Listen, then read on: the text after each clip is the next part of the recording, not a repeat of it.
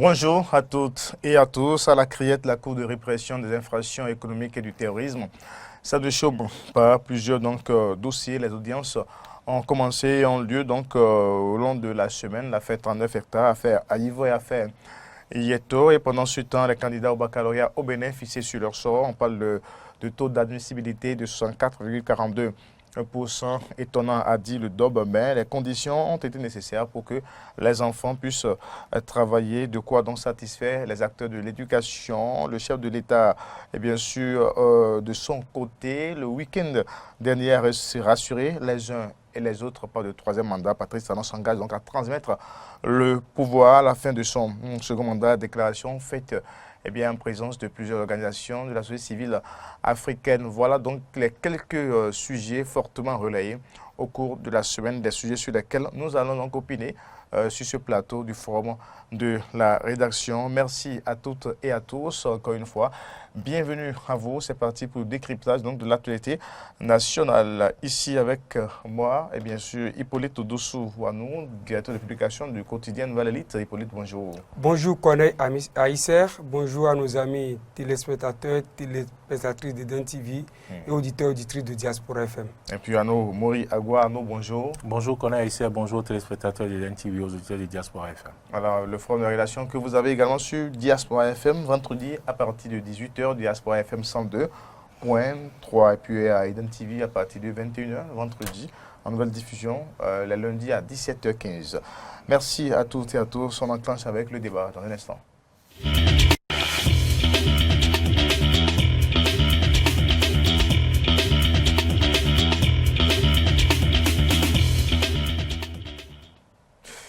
Alors, un taux record est bien sûr obtenu au Bénin, record historique, ou en tout cas un taux qui a battu le record de 1971, le taux de 64,42% au baccalauréat. Ce n'est pas du tout habituel au Bénin d'obtenir un taux bien sûr assez élevé. Les acteurs de l'éducation en parlent, les candidats qui sont admis jubilent, la presse décrypte. On va bien sûr également l'analyser ce taux dans un instant sur ce plateau. Mais avant cela, nous allons suivre l'annonce des grandes tendances par l'Office du baccalauréat. C'était le mercredi dernier. Et voilà que nous arrivons maintenant à un taux qui peut surprendre beaucoup de personnes. Aujourd'hui, nos candidats, le bac béninois, a fait réussir 64,42% des candidats. Je le répète, 64,42%. C'est une fierté pour le Bénin d'atteindre ce type de performance.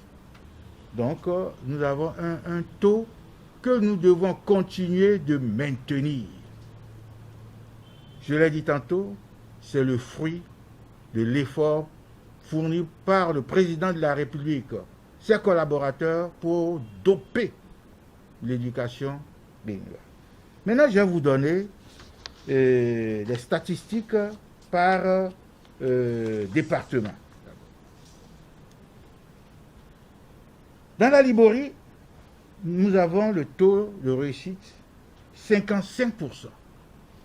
Ce taux a été il y a très longtemps atteint.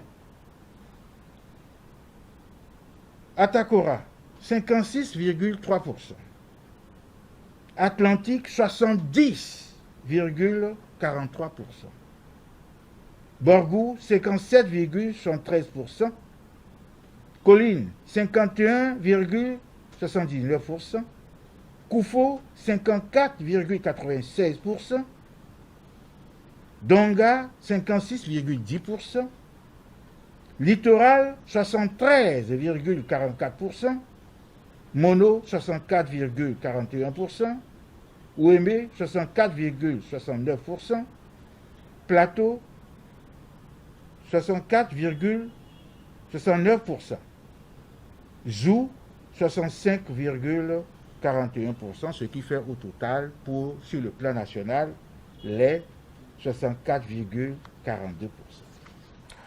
Le directeur de l'Office du baccalauréat, donc, qui précisait les statistiques du bac 2021, rappelle encore le taux de 64,42%. Hippolyte Odossou-Wanou, Mori Agua.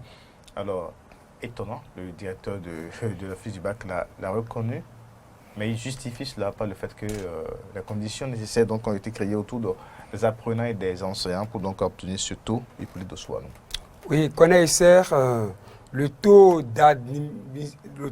d'admissibilité de 64,42% obtenu pour le baccalauréat à session de juin 2021 est un taux vraiment qui étonne quand on voit quand même, quand on fait une comparaison par rapport au résultat obtenu ces dernières 50 années. Et j'avoue que cela peut s'expliquer quand même du fait qu'aujourd'hui, il y a beaucoup de réformes qui ont été opérées dans le secteur éducatif et qui permettent quand même aux encadreurs, c'est-à-dire aux enseignants, de faire convenablement le travail pour lequel l'État les a recrutés. Si nous allons donner par exemple un exemple, si nous allons avancer peut-être des exemples, on peut parler de ces 3 dernières années qui n'ont pas été du tout perturbées par les grèves. Donc les apprenants qui ont fait le second cycle ces 13 dernières années n'ont pas connu de perturbations. Donc le suivi a été rigoureux, a été permanent. Donc cela peut quand même donner cette répercussion positive sur les résultats que nous avons obtenus. L'autre chose également, on a constaté que le gouvernement est en train de faire quand même des efforts pour faire asseoir un système éducatif convenable.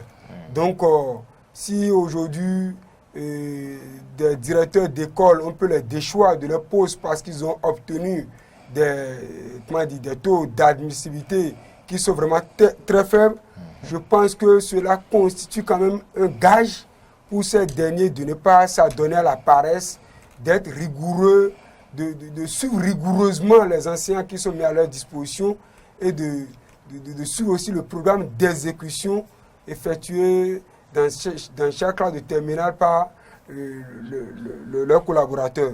Donc, quand nous voyons les statistiques, on constate aussi que l'Atlantique est venu en tête avec plus de 70%, et 70,43%. Ou le littoral, là. Le littoral, bien sûr. 13%. Oui, le littoral vient en tête avec 73,44%. 73,44%.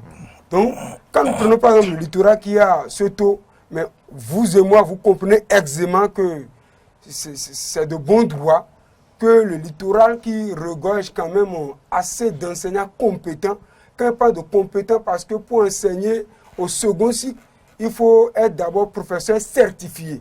Mais comparativement aux autres départements, ils n'ont pas cette chance d'avoir assez de professeurs certifiés. Vous comprenez avec moi?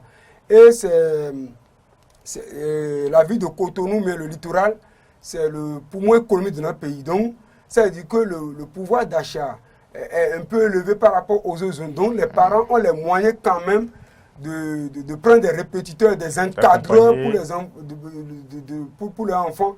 Donc, tout cela ont concouru à ce fort taux qu'on a obtenu essentiellement au niveau du littoral, qui demeure quand même un département qui bat les records depuis fort longtemps. Donc, ce qui voudra dire que quand on investit dans l'enseignement, ça donne les résultats escomptés. D'accord. Alors, Hippolyte, merci pour cette première partie de l'analyse. Anou Mouriagua. Oui. Alors, ma question ici, on est passé de 40%, un peu plus de 40% en 2020, à 64%. Plus de 10% d'augmentation du taux. Comment cela peut s'expliquer? En 2020, 49,73%. Voilà, et on est à 64 aujourd'hui. Oui. Pratiquement près de 15% de vous demandez comment cela peut s'expliquer. Je pense que Hippolyte a abordé a donné une partie de cette réponse. Mais déjà, il faut dire que aujourd'hui, la concurrence est très rude entre les écoles privées que nous avons au Bénin et les écoles publiques aussi ne restent pas en marge de cette concurrence-là. Des écoles veulent faire des scores. Vous savez que il y a des directeurs d'école qui sont juste relevés qui sont sanctionnés ou qui sont relevés de leurs fonctions parce qu'ils ont enregistré de faibles taux ou 0% à des examens. Donc aujourd'hui, chacun sait à son niveau, en tant qu'établissement privé ou en tant qu'établissement public, qu'ils doivent donner le meilleur d'eux-mêmes. Donc, pour encore aller plus loin, il y a même des collèges où après le premier trimestre, on regroupe les élèves qui n'ont pas donc bien travaillé et on leur fait une remise à niveau spéciale. Et ces élèves-là sont suivis autrement. Et je pense que si toutes ces conditions sont réunies, nous ne pouvons qu'avoir ce résultat aujourd'hui. Un collège de Calavi, par exemple, a donné 100% au baccalauréat, sur 176 au total de ces candidats présentés. D'autres collèges, un autre collège à Godomé, par exemple, c'est un seul élève. Si on doit réunir toutes les classes d'examen au baccalauréat, c'est un seul élève qui a échoué sur environ 6 ou 7 classes. Donc, je pense quand même que aujourd'hui, les conditions sont réunies pour que les élèves donnent de très bons résultats. Et ça part déjà de la fermeté et du suivi des collèges privés et même dans les établissements publics. L'excellence est prônée au jour le jour et les élèves même savent qu'aujourd'hui, l'université n'est pas donnée à tout le monde, qu'il faut d'ailleurs étudier et avoir une bonne moyenne.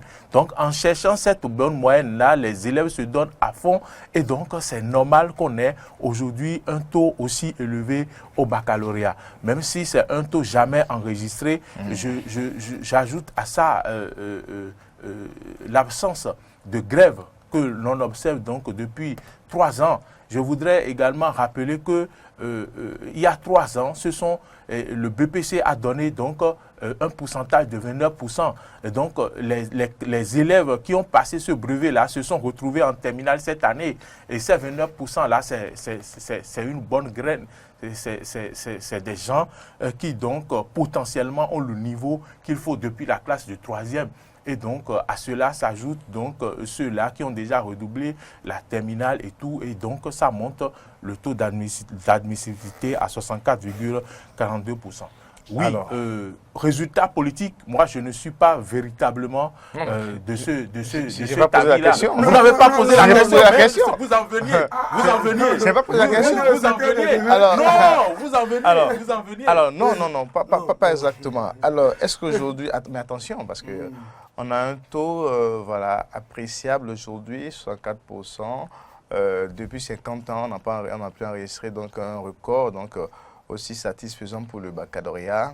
Et puis, tout le monde jubile, on en parle. Mais est-ce que tout est aussi tout le monde ne jubile pas? Est-ce que tout est aussi rose dans le secteur?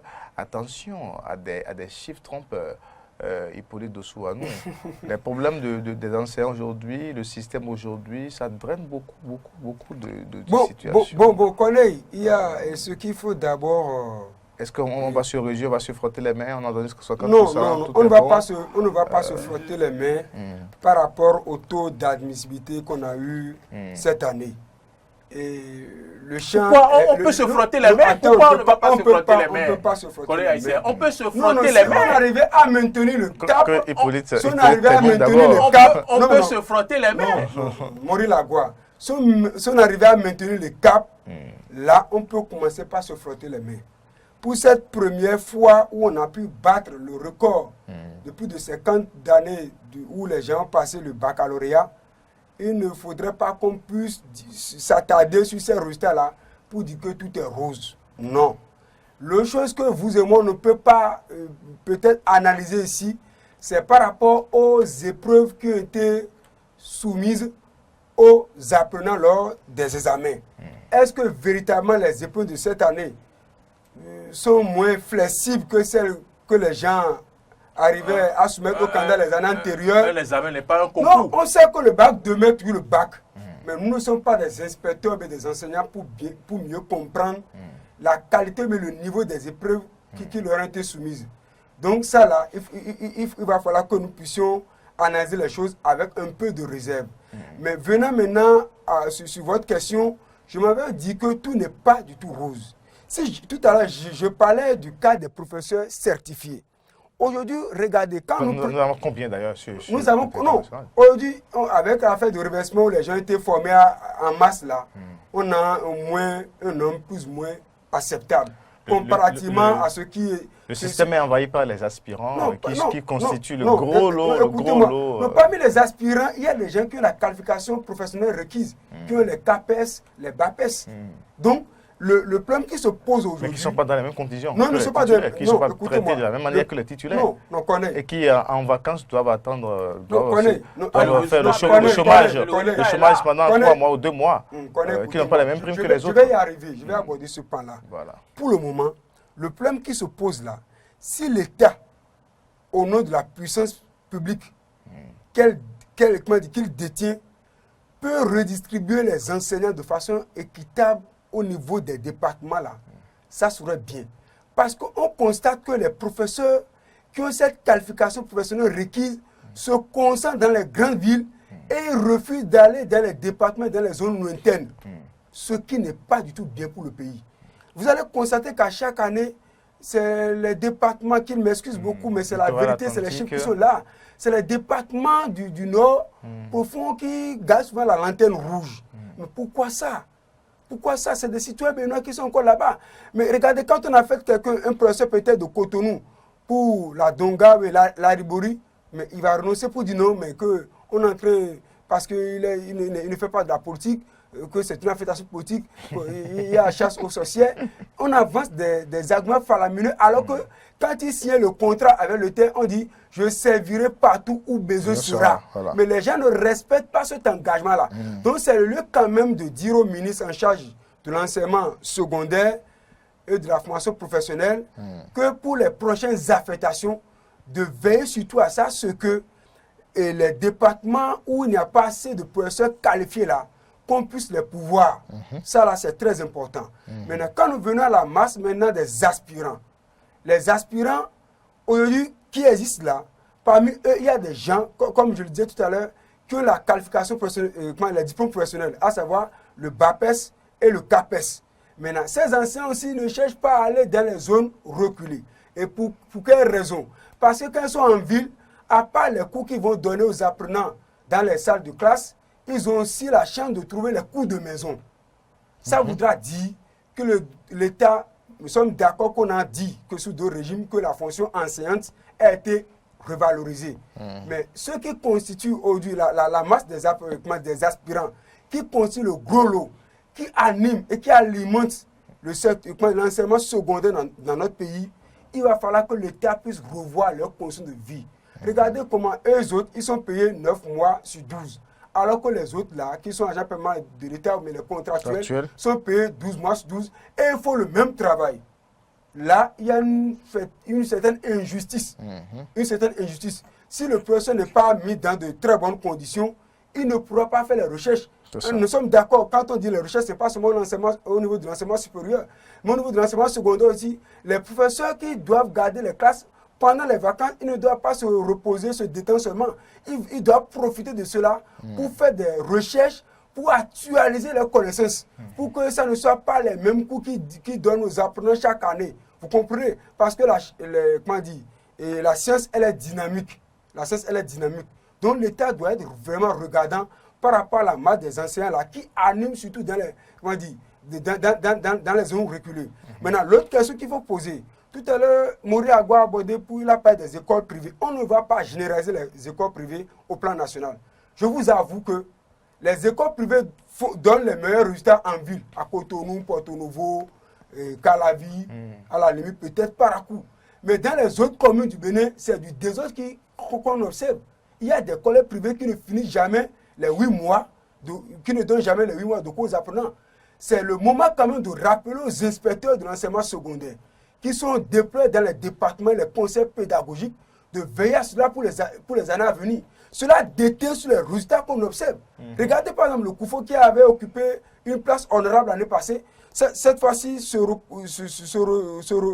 retrouve avec un pourcentage de 54,96%. Alors que l'année passée, regardez le taux d'admission que le Koufo et a obtenu, c'est que le taux était plus élevé que et ça. avait donné les meilleurs, Les premiers, que ce soit même CP, BPC, le premier au bac était du premier au CP, du bac Mono, je pense, du Mono. Mais Mono Koufo, cette année, si on prend les deux départements Mono Koufo, mais ça ne va pas à ce niveau. Mais il y a aussi des écoles privées là-bas.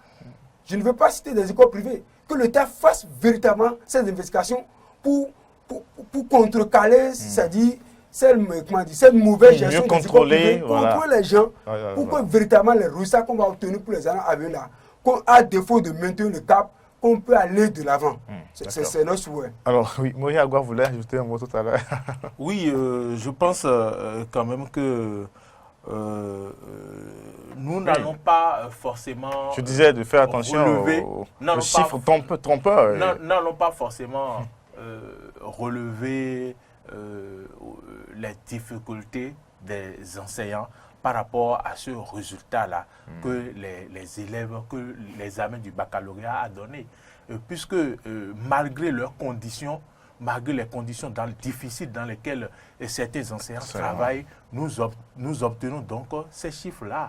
Nous obtenons ces chiffres-là, oui, et c'est le moment aussi de demander à ce qu'on améliore un peu les conditions de travail des enseignants.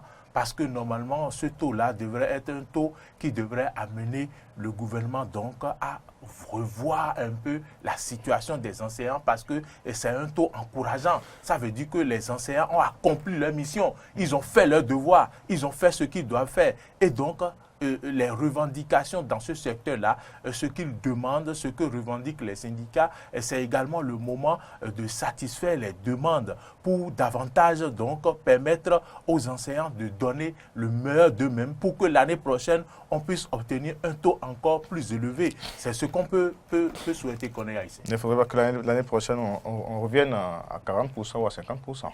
Non, mais c'est ça que j'ai dit tout à l'heure, qu'on ne va pas fortement se frotter les mains.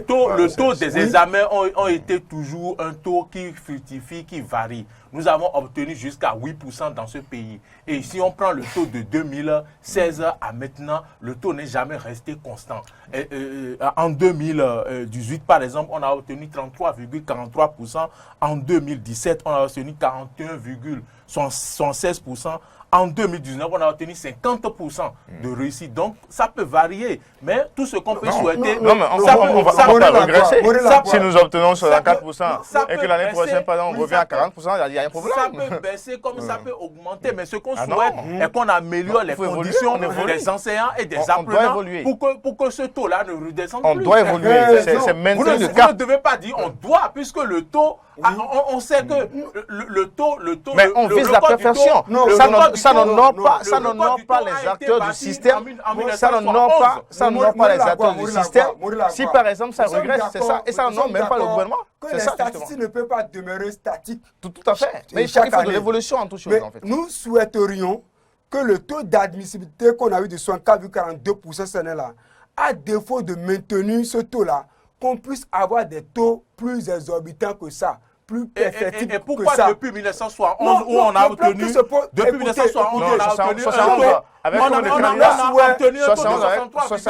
71 avec combien de candidats? Pourquoi on n'a pas maintenu le cap jusqu'aujourd'hui? Au fait, l'enseignement dans sa globalité. En 1971, il n'y a pas eu un seul candidat. J'ai eu 600 candidats. Il y avait eu 600 candidats et 400 admis. Écoutez-moi, l'enseignement dans sa globalité a connu assez de bouleversements ces dernières années. Ça, il faut le dire. Où il y avait l'ancien programme qui s'exécutait. Après, on a parlé de nouveaux programmes, programmes intermédiaires, je ne sais plus quel programme ils adoptent aujourd'hui. Donc, tout c'est dit, la variance qu'on observe au niveau du changement, ou la variance qu'on observe au niveau des programmes de formation là, ça aussi, ça a ses répercussions sur les résultats. Parce que il y a des enseignants qui étaient formés dans l'ancien système qu'on appelait ancien programme, mais qui au cours de leur carrière, sont contraints maintenant à enseigner le nouveau programme. Ils n'avaient pas cette habilitation nécessaire. Vous et moi, quand on était au collège, on avait la chance d'être encadré par nos grands frères à la maison parce que les parents n'avaient pas les moyens de prendre les répétiteurs. Absolument. Comme les enfants des riches. Vous comprenez? Mais aujourd'hui, c'est un peu compliqué. Vous qui êtes là aujourd'hui, votre enfant va vous amener des exercices, vous serez incapable de faire en tant que cadre de la rubrique. Vous comprenez, non? Donc, ce que voudra dire que le fait que le système, les programmes de formation sont maintenus comme ça, avec quelques schémas qu'on observe, pour, comment dire, perfectionner cela, outre que ça qu'on a pu obtenir 64,42% là, je dis à défaut de maintenir le cap, il faut des statistiques qui puissent être plus améliorées les années à venir, que de dire que ça va varier, redescendre. Si ça redescend... Non, on ne dit pas que ça, on a dit c'est possible. C'est possible que cela arrive. C'est possible. La probabilité, cette probabilité, elle est certaine. Mais nous souhaiterions que les acteurs et le gouvernement fassent tout possible pour que cela s'améliore au jour le jour. Vous comprenez? Maintenant, c'est le moment aussi de saluer cette structure étatique qui organise le baccalauréat depuis ces dernières décennies où on observe quand même... Mais ils ont des plans pour ça. Non, on ne va pas les saluer. On doit les saluer. On doit les saluer. On doit les saluer. Pour que le travail se fasse bien avec une méthode. On ne va pas les saluer ici sur ce plateau. Hippolyte Dossoua, nous on analyse les résultats. Alors, Hippolyte Dossoua, ils ont eu des primes pour ça. Ils ont été missionnés. Ils ont fait un travail. Donc on n'a pas besoin de les saluer pour ce travail. Écoute-moi. Ils organisent. La semaine passée, sur ce même plateau, écoutez-moi, la semaine passée, on a débattu d'une question qui traite à la nature sur ce plateau. Et on a déploré la gestion calamiteuse qui a été faite de cette agence étatique. Si aujourd'hui, nous avons un office qui arrive à gérer correctement les examens du baccalauréat dans notre pays et qu'on ne constate plus de quoi tel qu'on le constatait avant, on dit les épreuves sont mal formulées, bien les correctifs ne sont pas bien. Au-delà, les fuites d'épreuves. Aujourd'hui, on a quelqu'un, je veux saluer du docteur. On va pas faire de l'affisation sur... C'est ça qui nous doit mener. Alors, on va pas faire de l'affisation. On n'est pas ici, on n'est pas sur ce plateau pour encourager des ministres ou des personnalités. On est sur ce plateau pour analyser l'actualité. Et on a analysé les 64,42% Hippolyte Dossoua. On va continuer maintenant. Alors, au-delà de toutes les analyses, on dit dans le secteur, oui, il n'y a plus de moment de débrayage et tout le monde s'en félicite. On est content de l'entendre. Oui. Mais est-ce que pour autant, sur les 3 ans ou 4 ans de la rupture, les conditions vraiment de ces enseignants ont été améliorées? Est-ce que ces syndicats... Non, je pose une question vraiment pertinente. Oui. Alors, on crie, on est content qu'il n'y ait plus de mouvement de grève. On n'entend pratiquement plus les syndicats.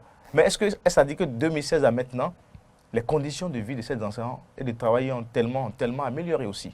Parce qu'il faut en parler également aussi. Effectivement, la question... Puisqu'on sait comment les grèves ont été recadrées dans ce secteur-là. Alors, est-ce qu'on n'a pas de mouvement de grève? On n'en a plus, on est content. Mais est-ce que vraiment ces syndicats sont écoutés? Au fait, on ne va pas dire que c'est une question qui revient encore, mais c'est une question qui est revêtue de sa pertinence. Ça, il faut l'avouer. Aujourd'hui, les syndicalistes ne parlent plus comme ça. Ça voudra dire peut-être que dans les coulisses... Que ça évolue. Ça évolue mieux. Donc, c'est notre souhait. Si dans les coulisses, les gens arrivent à s'asseoir, à se parler, à se comprendre, et pour que les voix ne se lèvent plus, pour qu'on lance des mouvements de grève, parce que même la loi recadre certes les grèves, mais cela ne l'interdit pas dans son entièreté. Sans dire que pour une année scolaire, mais dans une année, il faut 10 jours de mouvement de grève. Ce qu'on n'a même pas pu observer ces 3 dernières années. Donc c'est à l'actif non seulement des gouvernants, mais du gouvernement, qui arrivent à mieux négocier avec les syndicalistes. C'est aussi à l'actif de ces syndicats qui sont à l'écoute du gouvernement et au nom du patriotisme arrivent à essayer de se sacrifier pour donner le meilleur d'eux-mêmes. Et c'est le moment aussi de saluer tous les enseignants parce que le métier de l'enseignement, c'est le métier qui devait être le plus rémunéré. Parce que vous et moi, nous sommes journalistes aujourd'hui et nous y plaisons de le dire allègrement, mais on ne peut pas l'être sans les enseignants. Aujourd'hui, on ne peut pas devenir médecin sans un enseignant. Patrick Talon, qui est l'ordinateur président de la République, il n'est pas venu là aujourd'hui sans enseignant. Celui qui est ministre aujourd'hui n'est pas devenu ministre, mais cadre de la République sans enseignant. Donc c'est le métier qui devait être le plus revalorisé. Parce que, outre les salaires qu'ils perçoivent, ils n'ont pas d'autres à côté comme dans d'autres secteurs, ou d'autres primes, à part les primes de rentrée qui leur viennent de façon annuelle.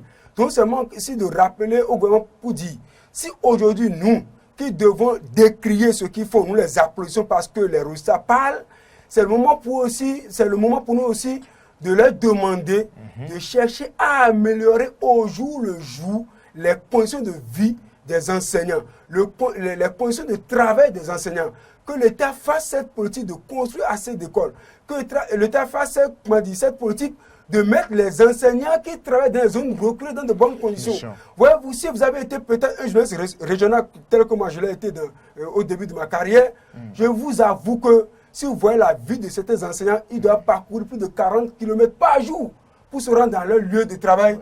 Vraiment, c'est des gens quand même qu'on doit tirer un coup de chapeau et les applaudir. Donc je le redis encore, que le gouvernement ne se lasse point d'améliorer les conditions de vie et de travail des enseignants. Maintenir le dialogue avec les syndicats et effectivement poser des actions concrètes pour l'amélioration des conditions. Je voudrais dire que ce n'est pas parce qu'on n'entend pas les syndicalistes ou qu'ils n'annoncent pas des mouvements de grève que cela ne veut pas dire qu'il n'y a pas de problème. Tout récemment, on a appris, j'ai lu sur les réseaux sociaux qu'ils devraient partir en mouvement, faire un mouvement de débrayage malgré les conditions, les encadrements qu'il y a. Et donc, la ministre de la fonction publique a désamorcé encore cette bombe-là en les rencontrant et en les écoutant. Donc, je pense quand même que de ce côté-là, il y a un effort de dialogue qui se fait entre les syndicalistes et le gouvernement. Mais le plus important, c'est de satisfaire les demandes, c'est de satisfaire les revendications. Et si le gouvernement arrive à satisfaire donc les revendications, je pense quand même que davantage on aura des années scolaires apaisées et les enseignants auront le sourire aux lèvres. L'autre défi après les 64%, ce sont les universités qui seront encore plus remplies. Et quand on sait encore l'autre calvaire au niveau donc, des universités, ça ouvre le débat ailleurs. On ne va pas en parler aujourd'hui. On peut en parler. On ne va pas en parler aujourd'hui. On va continuer parce que on connaît les conditions chaotiques dans lesquelles on travaille, on étudie à l'université. On va en parler. L'après-bac, on va en parler. Parce qu'avons aujourd'hui beaucoup d'infrastructures universitaires pour donc accueillir, quand nous comptons les quelques universités privées et les universités de l'État, avons vraiment la capacité nécessaire donc, pour accueillir ce lot de nouveaux bacheliers et autres. Ça, c'est encore l'autre défi. Alors, ça fait donc, au numéro prochain, on va certainement en parler. Maintenant, on parlera maintenant d'un sujet purement politique. Les récentes déclarations du chef de l'État, en tout cas, qui rassure et qu'il va donc pouvoir donc, transmettre le pouvoir à un autre, à son successeur ou à un autre en 2026, Patrice Talon qui n'est pas piqué par le virus, en tout cas pour le moment, il rassure, il est protégé contre ce virus du troisième mandat. En Afrique, on a constaté, rappelez-vous le cas de la Guinée, le cas de la Côte d'Ivoire et dans d'autres pays en Afrique centrale, le Togo et d'autres pays en Afrique centrale où pratiquement ça devient une monarchie où on peut faire 30 ans, 50 ans au pouvoir. Je vais commencer avec Anou Riagua, le président Patrice Talon qui rassure tout le peuple. Oui, le président Patrice Talon qui rassure tout le peuple. Avant de revenir sur sa déclaration, je voudrais dire que dans un passé, on a entendu le chef de l'État dire qu'il fera donc un seul mandat de 5 ans et qu'il va donc, un mandat unique. Un mandat unique et qu'il va donc montrer comment le pouvoir, qu'on peut donc exercer le pouvoir, on peut faire le job en 5 ans. Mais en cours de route, il a avisé, il a dit qu'on avisera. Après, la dynamique a continué. Finalement, la dynamique a continué.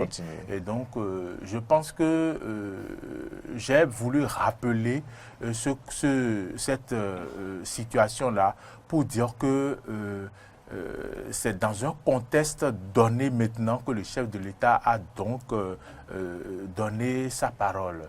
Et donc, ce sont des jeunes qui se sont réunis dans un forum et qui ont souhaité que les chefs d'État de l'Afrique ne briguent plus un troisième mandat. Et donc, ils ont donc invité le chef de l'État à ce rendez-vous-là. Et le chef de l'État, donc, ils lui ont remis même un symbole. Ils lui ont remis un symbole qui, donc, est le symbole qui amène le chef de l'État à ne pas briguer un troisième mandat. Et le chef de l'État, vous le savez, il est tout puissant, il est tout fort, il a le pouvoir, il a les institutions autour de lui. Fort, Oui, il a les institutions autour de lui. Il a la possibilité, donc d'arranger les choses pour briguer un troisième mandat. Mais le chef de l'État a dit devant caméra et micro que voilà, lui, nos tests ont prévu qu'on ne doit pas, qu'un chef de l'État ne doit pas briguer plus de 2 mandats dans l'État. Donc, je pense quand même qu'il a donné sa parole et je pense que cette fois-ci, on peut donc prendre le risque de croire et de respecter la parole du chef de l'État. Alors, Anna Moriagua, je vais laisser Monsieur Si à la réalisation nous permettre d'écouter ou de suivre ensemble cette déclaration du président Patrice Talon. J'ai en tout cas l'obligation de ne pas donner de leçons. Vous comprenez donc quelle est ma fierté, comment je suis honoré de défendre sur la terre béninoise cette vertu qu'on attend des gouvernants, de ne pas se prendre pour Dieu Tout-Puissant, l'Éternel. Vous avez l'audace. Comme cela est dans l'ADN de la jeunesse, l'audace. Vous avez l'audace de l'évoquer, de vous décider de porter cet engagement au-delà de nos frontières. Et je voudrais vous saluer pour ça. Je voudrais pouvoir m'associer à cela. Mais je voudrais vous exhorter dans la promotion de cet idéal de ne pas trop citer le président Talon. Bien que ce relais que je viens de saisir avec beaucoup de responsabilité, parce que je mesure le symbole que c'est. Je mesure la portée du symbole. Et devant vous, combien je veux m'engager et vous prendre à témoin pour passer ce relais le 3e dimanche du mois de mai 2026 à celui qui aura la confiance du peuple béninois.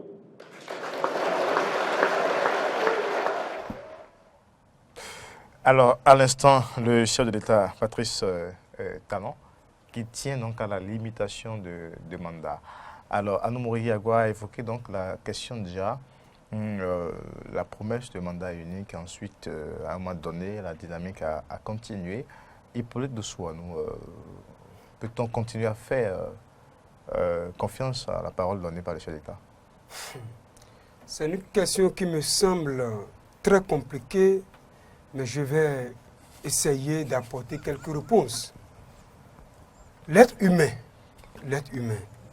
je vais emprunter juste une pensée de Sévérin Kando, qui disait dans les révolutions africaines, l'intérieur de l'être humain est comme un marigot à profondeur mystique et insondable.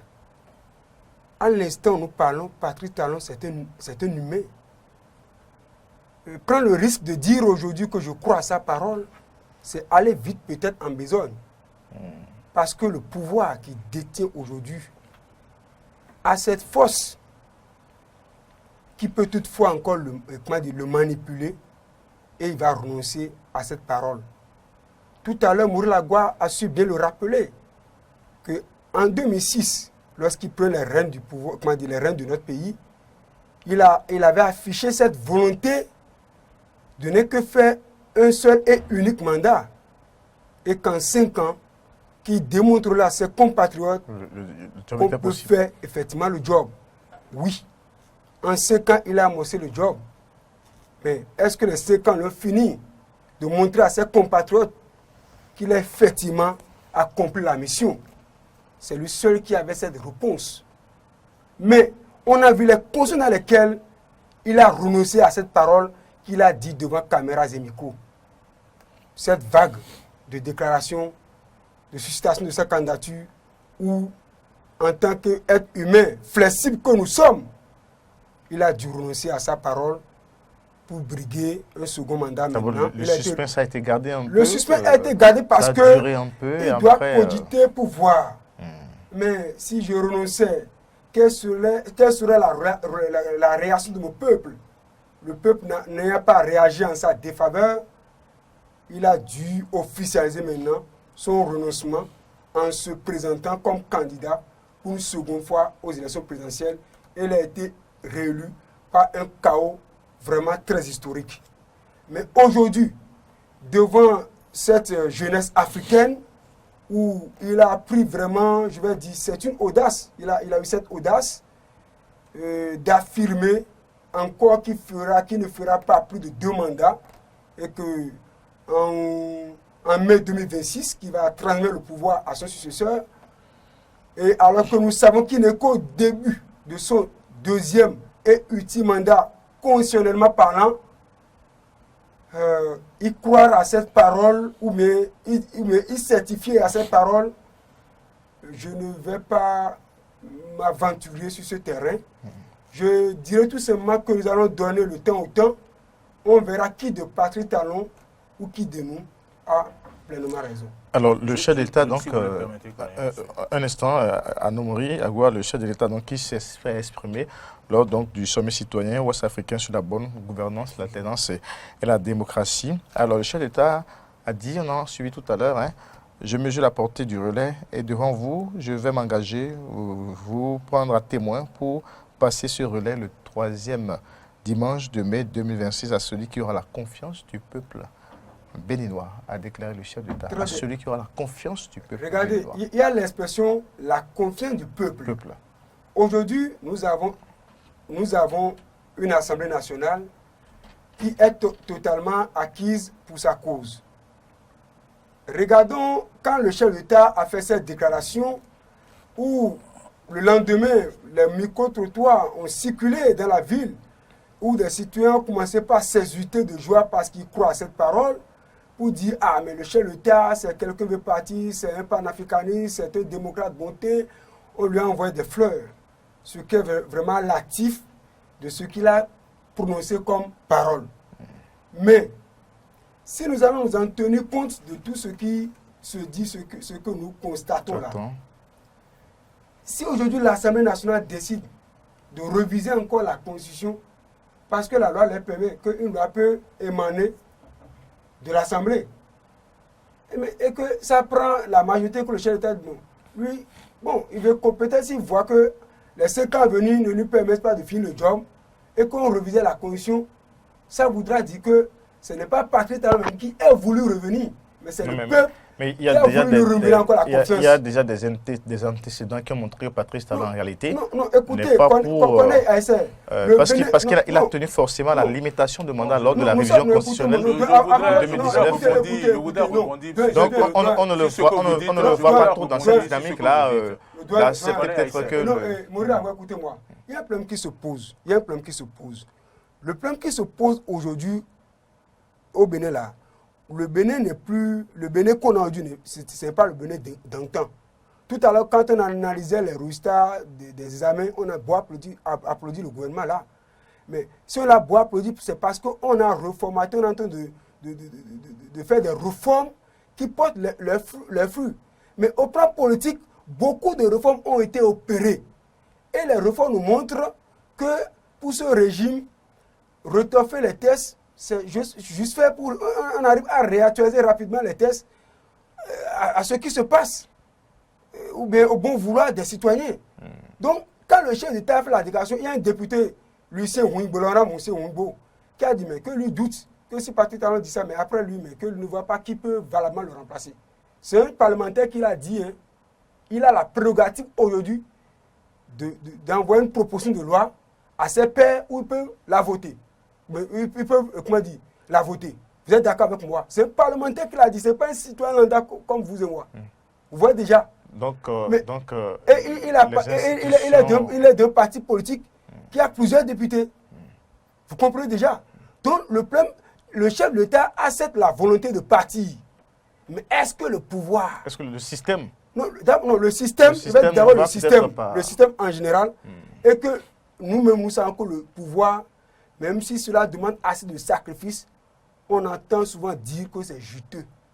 Et que ça donne de stimulant à y rester, à y accrocher. Alors, Ouattara Beau eut la prétention de partir après les 2 mandats. Mais regardez ce qui s'est passé tout récemment. Vous me comprenez? alors maintenant... En Côte d'Ivoire. Donc c'est pour vous dire, on va donner un peu le temps, autant pour voir si Patrice Talon partira ou pas en 2026. Alors, mais cette promesse faite par le chef d'État, l'engagement pris par Patrice Talon, pour pouvoir donc transmettre le pouvoir le 3e dimanche à celui qui aura la confiance du peuple, si ce n'est pas encore lui-même qui a encore la confiance du peuple en ce moment-là. Alors, Anomori Agua, il a l'obligation maintenant de préparer sa base, de préparer son camp à pouvoir savoir que d'ici 2026, il doit avoir un dauphin. Normalement, ça devrait éviter le fait que ce que vous avez évoqué comme question, ce que Anomori Agua aussi a tenté d'évoquer tout à l'heure, puisque certaines institutions, dont l'Assemblée nationale, acquise à sa cause, Anomori Agua, il devrait commencer maintenant. C'est très pertinent et très délicat le sujet dont nous débattons en ce moment. Je pense que le chef de l'État, devant les jeunes, en recevant ce symbole, n'avait pas le couteau à la gorge. Et donc, il n'était pas obligé d'affirmer qu'il va transmettre le témoin. Et s'il n'avait pas l'intention, il n'allait même pas se rendre, il n'allait même pas répondre à l'invitation des jeunes. Donc, j'ose croire qu'il a dit de tout son cœur. Et ce symbole-là, il a pris le symbole. Et le symbole est avec lui qu'il va transmettre à un autre président pour qu'il ne brigue pas 3 mandats. Donc, je pense quand même que tout cela réuni, on peut faire foi à sa parole. On peut faire foi donc à sa parole et croire véritablement qu'il va donc effectivement, qu'il ne va pas briguer un 3e mandat. Comme l'a dit Hippolyte, parfois le système peut vous amener à le faire. Et j'ose croire que même si le système voudrait bien l'amener à le faire, qu'il dira non à cause de ce symbole qu'il a reçu de la main des jeunes. Alors, mais est-ce qu'aujourd'hui, Patrice Talon prépare déjà l'après-pouvoir, en fait, son départ? Parce qu'il faut le faire tôt. Vous avez vu les réactions, vous avez évoqué les réactions d'un député, vous avez vu les réactions dans certains des camps qui supportent le chef de l'État. C'est à croire que sans le chef de l'État, sans Patrice Talon, plus rien n'est possible. Alors, oui, mais dans ce cas, que faut-il faire maintenant pour préparer tout ce camp-là, à savoir déjà avoir un successeur, avoir donc un dauphin, avoir... voilà. Est-ce qu'aujourd'hui, on le sent dans l'entourage du chef de l'État? Non, c'est trop tôt peut-être d'en parler. C'est vraiment prématuré que le chef de l'État puisse commencer par préparer son dauphin. Il vient d'amorcer son 2e mandat, donc il a encore plus de 4 ans. 4 ans, c'est petit. Hein, non, c'est petit, mais c'est trop tôt. Parce que s'il le fait maintenant, parce qu'il faut qu'il va mettre de la désunion. Il faut qu'il travaille à ce que ses soutiens comprennent que c'est pas Patrice Talon, ce ne sera pas une continuité éternelle. Non, le plan qui se pose, regardez, tout à l'heure j'ai fait un petit rappel pour dire que Patrice Talon, on attendait à faire un seul mandat, mais il est en train de faire son 2e mandat. Mais tous les partis politiques qui l'entouraient, ce sont eux qui ont suscité sa candidature et les mouvements de jeunes qui ont été créés à la veille de ces élections-là. Vous me comprenez? Ce qui voudra dire que le système tel que c'est... Le système ne se répète pas en 2026. Le système même ne permet pas, n'arrive pas à décréter, ou à secréter, si on peut parler le verbe secréter, un dauphin ou bien des successeurs à Patrice Talon. Vous me comprenez? Donc pour lui-même, il serait vraiment très agité de se lancer sur ce terrain. Vous me comprenez? Parce que s'il le fait, ça va créer de la désunion au sein de tous les partis politiques qui sont en train de le soutenir. Mais tôt ou tard, il finira par le faire. Tôt ou tard, il finira par le faire. Vous allez constater que même s'il arrivait au soir de son second et ultime mandat constitutionnel à choisir un dauphin, mais il y aura d'autres candidatures qui vont encore quitter les mêmes partis politiques pour se présenter. Oui, je le dis. Ça a tout été comme ça. Regardez le départ de Boniaï. Regardez le nombre de cadres qui se disaient, mais nous sommes les soutiens de FCBE. Mais quand le président Yahi Boni voulait partir, regardez le nombre de ministres et des cadres qui étaient autour de lui qui sont présentés. Le vrai leader politique. Le vrai leader politique qui constituait ses premiers remparts, qui se sont présentés aux élections présidentielles de 2016. Ce que vous dit, c'est pour vous dire que Patrick Talon a cette la prétention, à l'instant nous parlons, la prétention personnelle hein, de parti. Mais est-ce que le système lui permettra effectivement de partir ou bien le système, parce que quoi qu'on dise, de toute façon, il ne peut pas. Tout ce que vous avez fait là, l'homme est un homme de nature à s'attacher à ses propres intérêts, à viser ses propres intérêts.